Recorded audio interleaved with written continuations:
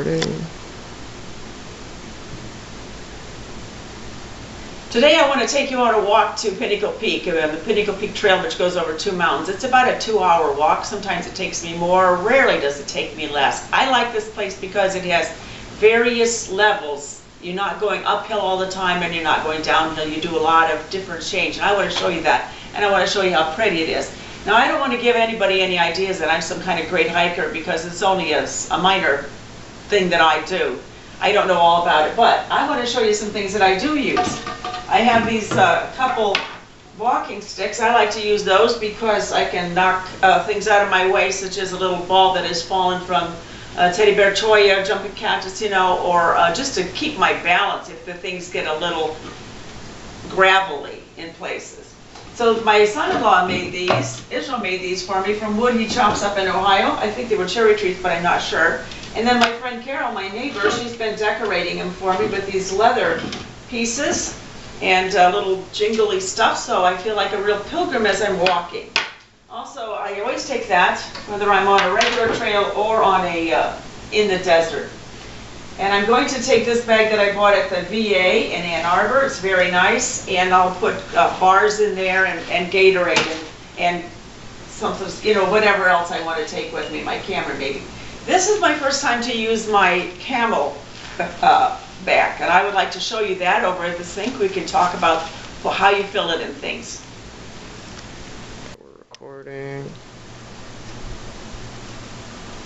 So what we've got here is the Camelback. I first saw these on the trail in Grand Canyon and wished I had one. It's not just for yourself, but other people on the trail. I've seen other people on the trail help others with it. Like they'll have ice water in here, and they'll squirt it on people that are overheating, that didn't realize they were going to get that hot. And it's just a nice way to be able to walk without having to hang on to your drink. They're all the same, except they have, well, I don't know if they're all the same, I shouldn't say that. They might have more pouches. This has one pouch. I could put my keys in there, or a bar or something like that. But you can buy them at a lot of different places. I had cleaned mine out with soda water. They tell me to use vinegar, white vinegar, so that's probably what I'll use next time. They have a different size of bladders. This one is only 50. I don't want to carry so much water that my back gets hurting. So what people that work on the trail tell me, the guys that work as volunteers to help people, is they fill it up with ice in the hot parts, the summer especially. And then the ice will just eventually melt and you'll have really cold water. So that's what I'm going to do today. I'll put this on after I get at the park. All right, we're looking at Pinnacle Peak from a distance. Of course, you don't go up to the peak of that mountain if you're just a hiker. But if you are a mountain climber, rock climber, and have the proper gear, then you can go up there, but you need special permission and things like that. And I think a lot of that kind of climbing goes on the other side of this mountain. So we'll be getting up there in just a few minutes. So this is the entrance to Pinnacle Peak. They've got a station here where they have volunteers here all the time, and sometimes they walk the trail and make sure everybody's okay. There's a little place to have a picnic. There's a nice big parking lot, but it gets full certain times of the day and they park down the road. That would be very early in the morning. So it's a really nice place. The other end does not have a ranger station or volunteer station like this. Okay, so here we are finally at the trailhead. And I've got my Cave Creek, Arizona cap on because a friend of mine said don't ever go out in that sun without a hat. So if I'm out for any period of time, I definitely keep my head covered. And I got my walking stick that Carol decorated up and ready to go. So let's go for a walk up the trail. It'll be 2 hours. There are beautiful houses built all around here too. One of the things I really like about walking this trail is a lot of the brush, the cactus growth is labeled, and so you can stop and read about it. So we're starting to climb a little bit here. You can see how the mountain looks up there. Perhaps you can see a few people walking at a higher elevation. Okay, so I just came from there, and this is one of my favorite spots in the trail. Maybe a little bit too light to show you right now. But there's this wonderful saguaro here, and they say that it blooms, that every arm will bloom. And I would love to be here sometime when that's happening.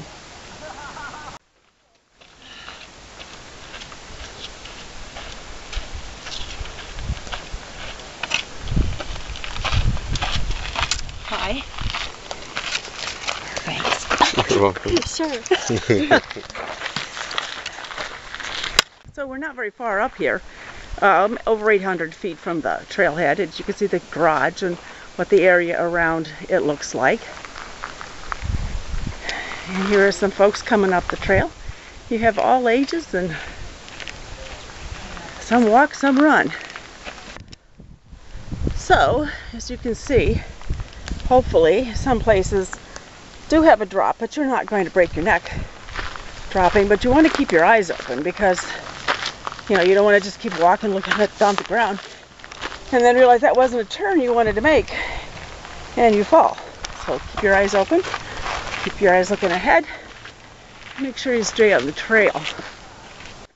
So you can see the start of the golf courses. If you could see way in the distant mountains, you would see there's snow. But here you have a lot of, also a lot of granite rock formations here, and the ocotillas are looking beautiful. This one doesn't have its blossoms on yet, but pretty soon it's all leafed out. As you can see here, the trail goes down, and then it goes a little flat, and then it goes up a little bit and around a corner. So you never get really too exhausted. I can't say you don't get exhausted, because there are some places that are very steep and they continue for a while, especially on the return.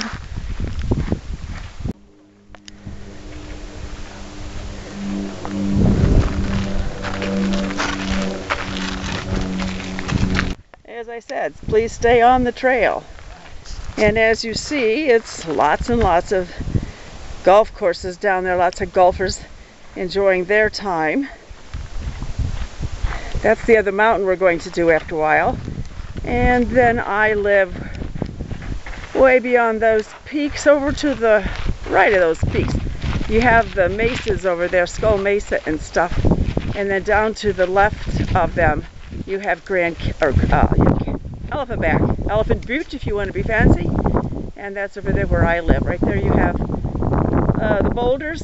In the center here you should have the boulders and Black Mountain. So you just go around that mountain, and that's where our little place is.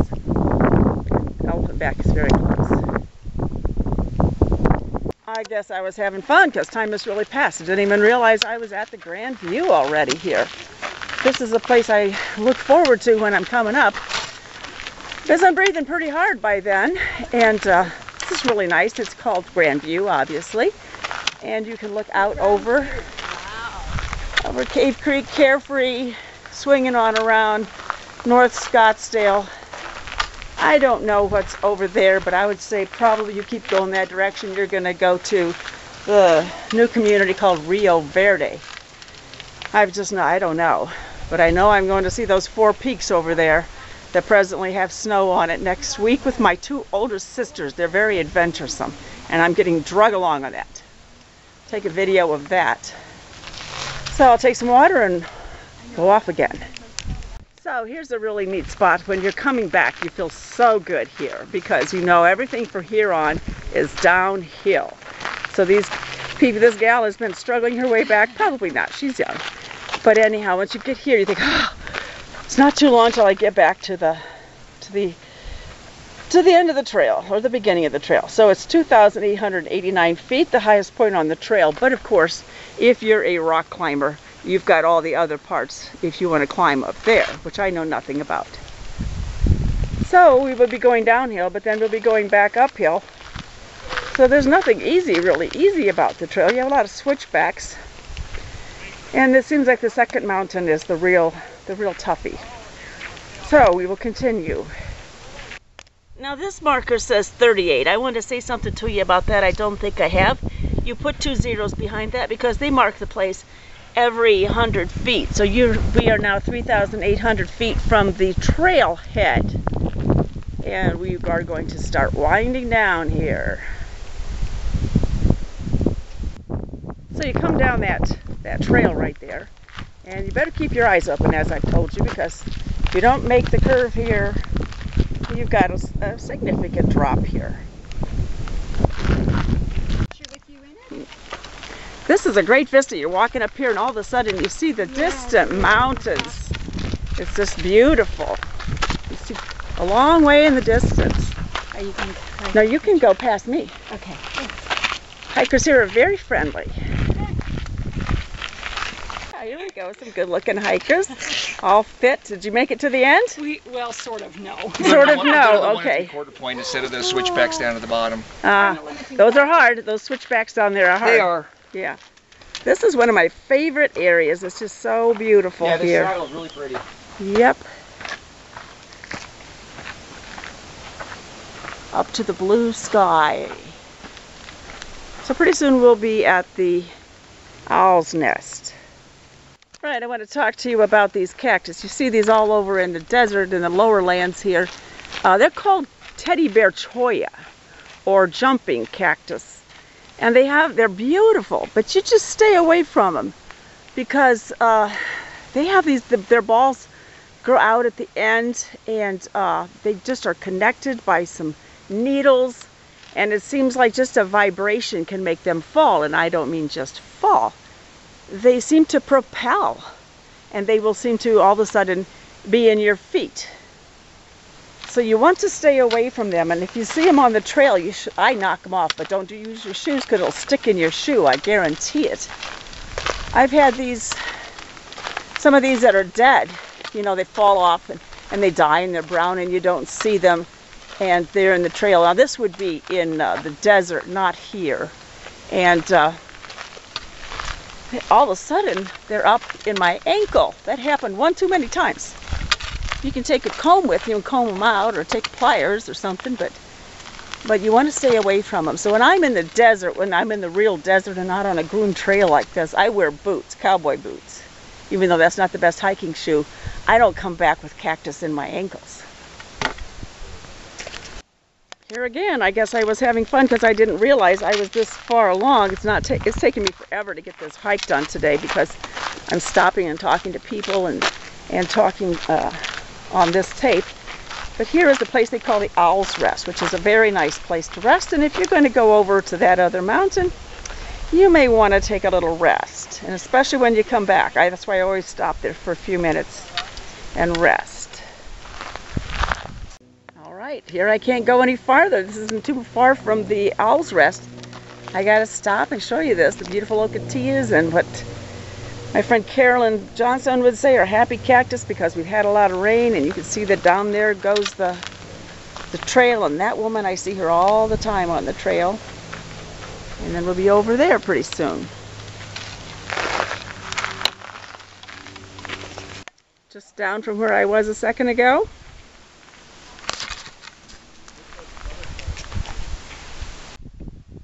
Beautiful wildflowers growing right now. Right at this section, you don't want to be getting off the trail, because they've got this natural, what you could call barbed wire fence here, because you don't want to get mixed up in those teddy bear chollas or jumping cactus, and there's quite a few of them right here on this rim and down there, and then we're into the shaded part of the other mountain.